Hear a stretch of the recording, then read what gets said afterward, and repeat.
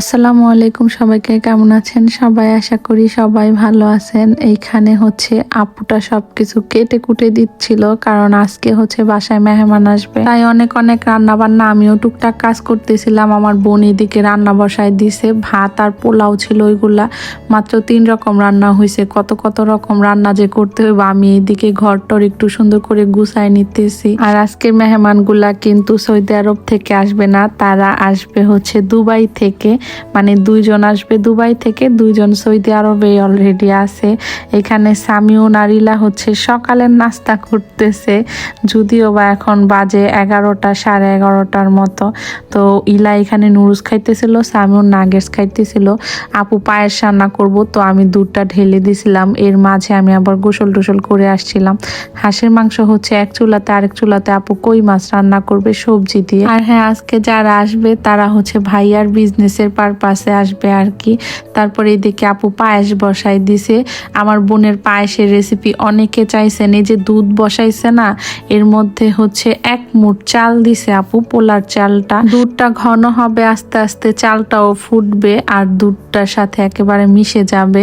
তারপরে helping hand আপু এদিকে ভর্তা করতেছে, ভর্তাও বানাইবো কয়েক রকমের। এদিকে আপু আবার ছোট ইলিশ মাছগুলা ভুনা করতেছে। এরপর আবার সালাদ কাইটা নিতেছিল আপু। এখানে দুধের মধ্যে ক্রিম দিয়ে দিতেছে, আর এই সময়টাতে শুধু নাড়তে হয়, নয়তো বা নিচে লেগে যায়।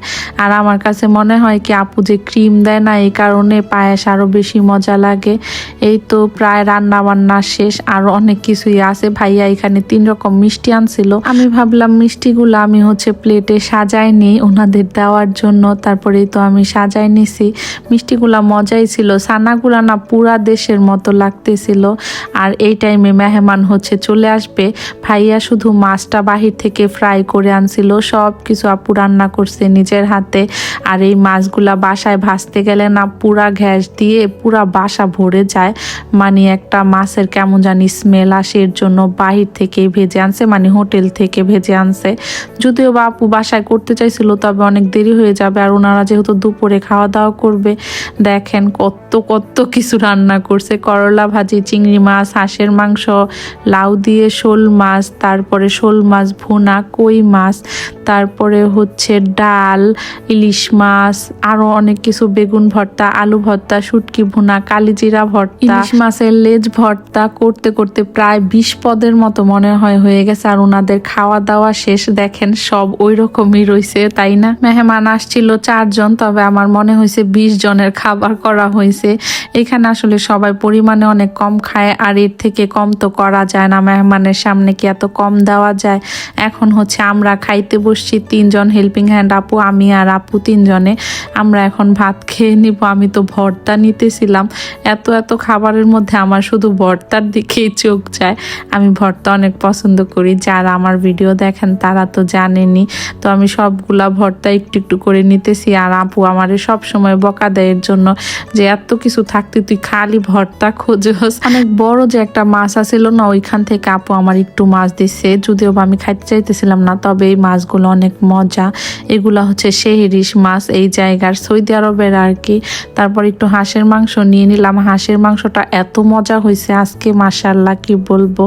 ভাবলাম একটু শোল মাছ নিব, তবে আর কিছুই খাইতে ইচ্ছা করতেছে না। আমাদের খাওয়া দাওয়া শেষে সবকিছু সুন্দর করে গুছাই নিছি। সামিউন বলতেছি একটুখানি পায়েস খাবে, তো ওরে দিলাম।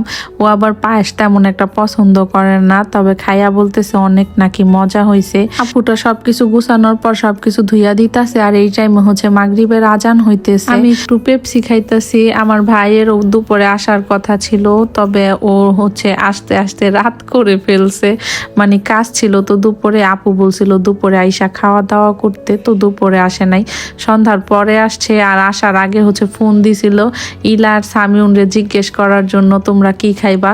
ওরা বলছে নাকি কুফা থেকে চিকেন ফ্রাই নিয়ে আসতে, তো ওইটাই নিয়ে আসছে।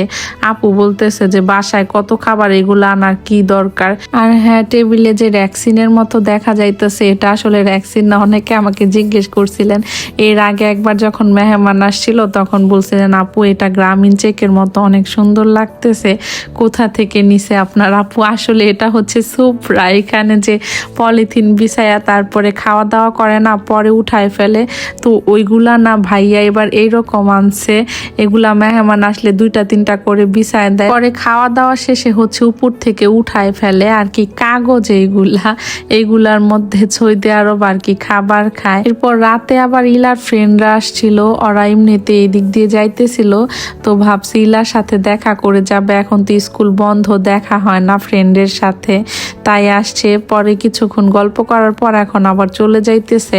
তো যাওয়ার সময় আবার ওর বোন বলতেছিল যে আমরা তো ব্লগ করলাম না, এর জন্য ওদেরকে আবার একটু ব্লগে নিয়ে নিলাম। তারপরে হচ্ছে 2জন পড়তে বসছিল, মাশাআল্লাহ। তো আজ এ পর্যন্তই, কথা অন্য কোনো ভিডিওতে। সবাই ভালো থাকবেন, আল্লাহ হাফেজ, আসসালামু আলাইকুম।